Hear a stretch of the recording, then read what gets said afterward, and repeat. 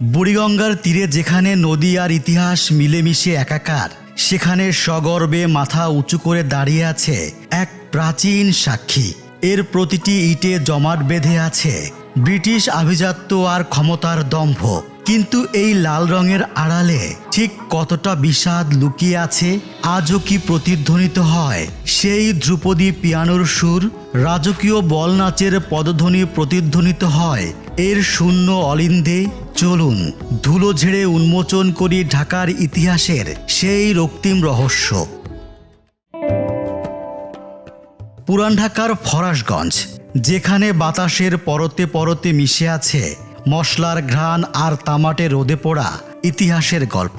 সেই ঘিঞ্জি গলির বুক চিরে হঠাৎ এসে দাঁড়ায় এক রক্তিম আভিজাত্য, স্থানীয়দের ভালোবাসায় যার নাম লালকুঠি।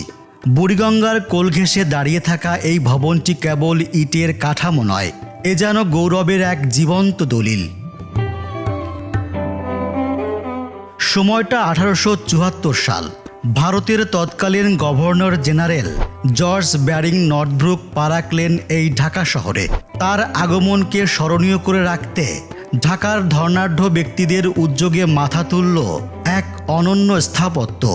ব্রিটিশদের শৃঙ্খল, মুঘলদের রাজকীয়তা আর ইউরোপীয় রেনেসাঁর এক অদ্ভুত মিলন ঘটল এর কারুকাজে।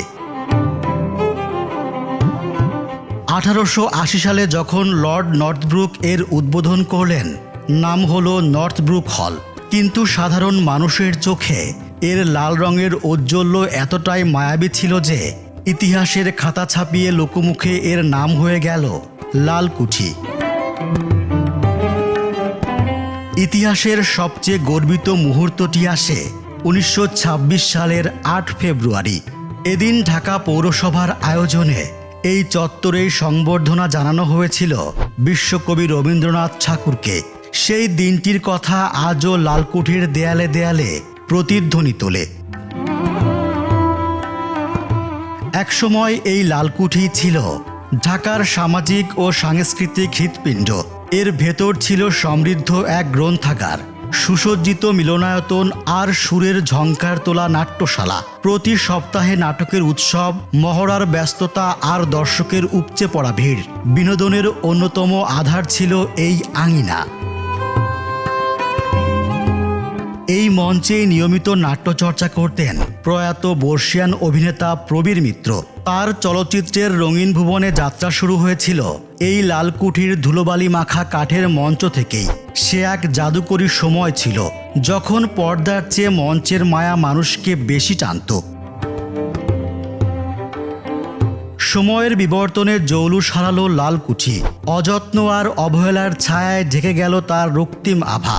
জরাজীর্ণ ভবনটি যেন একা দাঁড়িয়ে কোনো ত্রাতার অপেক্ষা করছিল।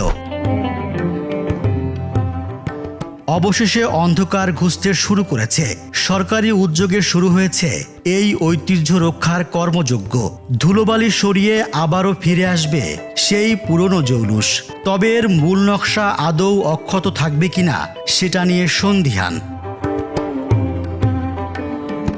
সংস্কারের ছোঁয়ায় লালকুঠি আস্থার হারানো আভিজাত্য ফিরে পেতে চলেছে।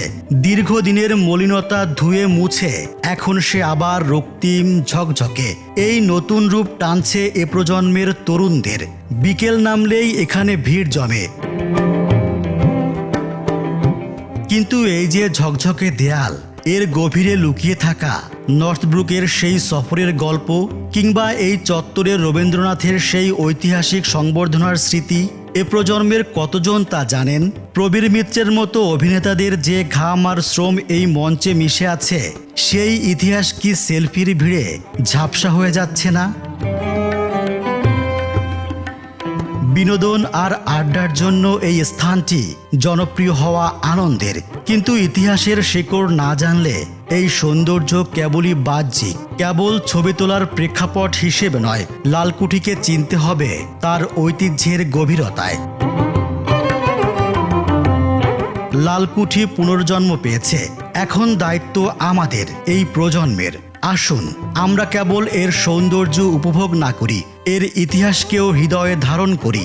কারণ যে জাতি তার শেকড় জানে না, তার ভবিষ্যৎকেও সুন্দর করে সাজাতে পারে না। লালকুঠি বেঁচে থাকুক আমাদের সেলফিতে এবং আমাদের সগর্ব স্মৃতির পাতায়।